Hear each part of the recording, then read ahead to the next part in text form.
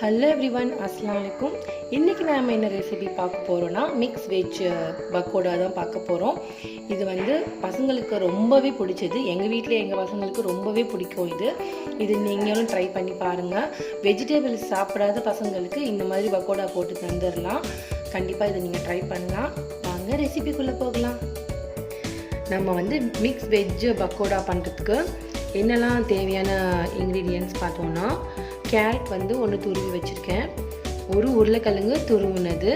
துருவிட்டு எப்போவுமே நல்லா புளிஞ்சிட்டிங்க, full and full நல்லா புளிஞ்சிட்டிங்கன்னா இந்த மாதிரி ட்ரை ஆகிடும். இந்த மாதிரி நல்லா ட்ரையாக வரும். அப்படி இல்லைன்னா ரொம்ப தண்ணி இருக்கும் அதில். அதனால் அதை நல்லா புளிஞ்சி எடுத்துக்கோங்க. ஒரு பொட்டேட்டோ எடுத்திருக்கேன். அதுக்கப்புறமா ஒரு ஆனியன் எடுத்திருக்கேன். பூண்டு தட்டி வச்சுருக்கேன். அடுத்தது கறி லீவ்ஸ் வந்து ரெடி பண்ணி வச்சுருக்கேன். இதில் வந்து வெங்காயத்துக்கு பதிலாக முட்டைகோஸ் சேர்த்துக்கிட்டாலுமே ரொம்ப நல்லாயிருக்கும். முட்டைகோஸ் வேணாம், நிறைய பேருக்கு பிடிக்காது. அப்படி வேணாம் அப்படின்னா ஆனியன் எடுத்துக்கோங்க. இவ்வளோ தான் நம்ம வந்து இப்போ சேர்க்க போகிற இதில் இன்க்ரீடியன்ட்ஸ். பச்சை மிளகா கண்டிப்பாக சேர்த்துக்கலாம். நான் சேர்க்கல, கையில் சின்ன பையன் இருக்கிறதுனால அவன் சாப்பிடுவாங்கிறதுனால நான் சேர்க்கல. வேணா கண்டிப்பாக நீங்கள் பச்சை மிளகா வேணால் எடுத்துக்கலாம். இதுக்கு 1 கப்பு கடலை மாவு, 1/4 கப்பு கார்ன்ஃப்ளவர் மாவு,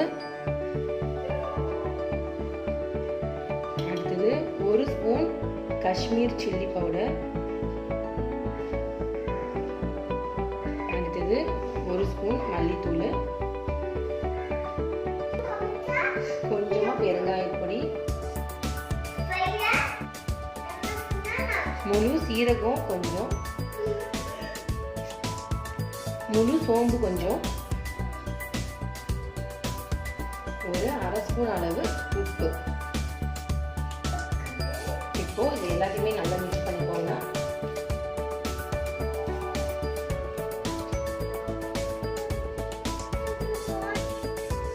இப்போ இதுல ஒரு 2 ஸ்பூன் நெய் ஆட் பண்ணிக்கலாம்.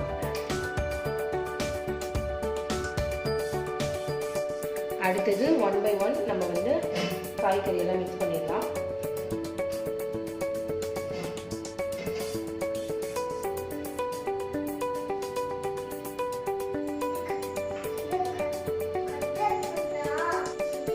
இப்போ இது எல்லாத்தையும் நம்ம சேர்த்து மிக்ஸ் பண்ணிடலாம்.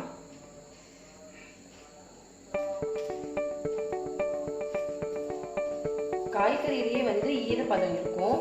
அதனால நல்லா மிக்ஸ் பண்ணிட்டு அதுக்கப்புறமா வந்து நீங்க வாட்டர் ஆட் பண்ணுங்க. கொஞ்சம் கொஞ்சமா தண்ணி விட்டு சப்பாத்தி மாவு பதத்துக்கு இதை வந்து நாம இப்ப பிசைஞ்சுக்க போறோம்.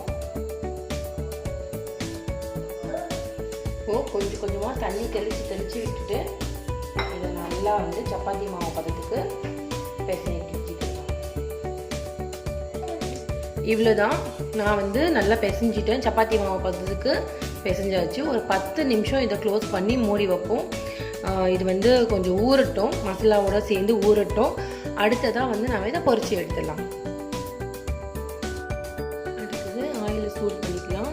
ஆயில் சூடானா நம்ம பக்கோடாவை பொரிச்சு எடுத்துடலாம்.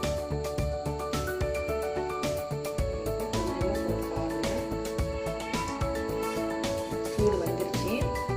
எல்லாத்தையுமே வந்து ஒரு ஈவனாக போடாமல் பண்ணாட்டிங்கன்னா ஒரு ஸ்டைலில் தான் இந்த போடணும். போட்டு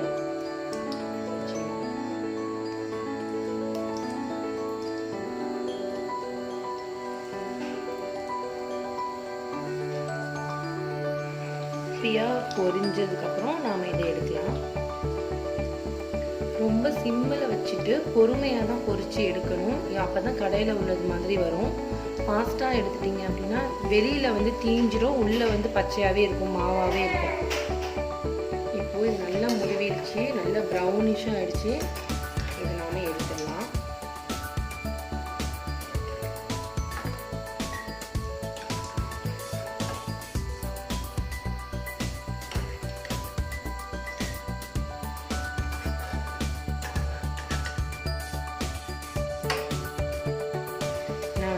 செட்டும் போட்டுட்டேன். இந்த மாதிரி எல்லாத்தையுமே வந்து லைட் ப்ரௌனிஷாக வந்து பொரிச்சு எடுத்துக்கலாம். இவ்வளோதான் நம்மளோட சூப்பரான மிக்ஸ் வெஜ் பக்கோடா ரெடி ஆகிடுச்சு. நான் இதோட வந்து டொமேட்டோ அண்ட் சில்லி சாஸ் வச்சுருக்கேன்.